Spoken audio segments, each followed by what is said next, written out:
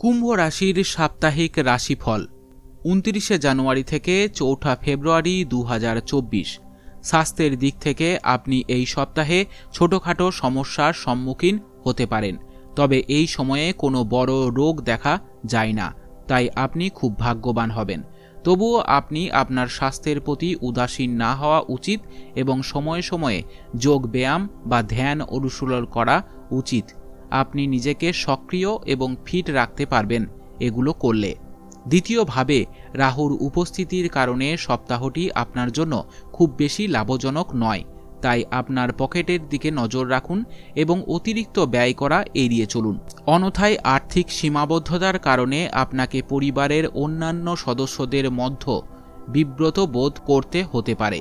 আপনার সন্তানের পুরস্কার বিতরণী অনুষ্ঠানে একটি আমন্ত্রণ আপনার এবং আপনার পরিবারের জন্য একটি আনন্দদায়ক অনুভূতি হবে।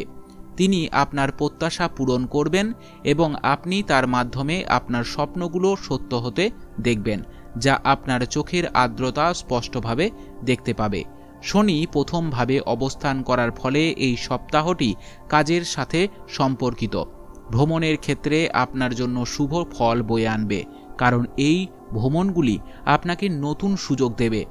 এছাড়াও যারা আমদানি রপ্তানি ক্ষেত্রের সাথে সম্পর্কিত তাদের জন্য কিছু ভ্রমণ থেকে অর্থ উপার্জনের সম্ভাবনা রয়েছে।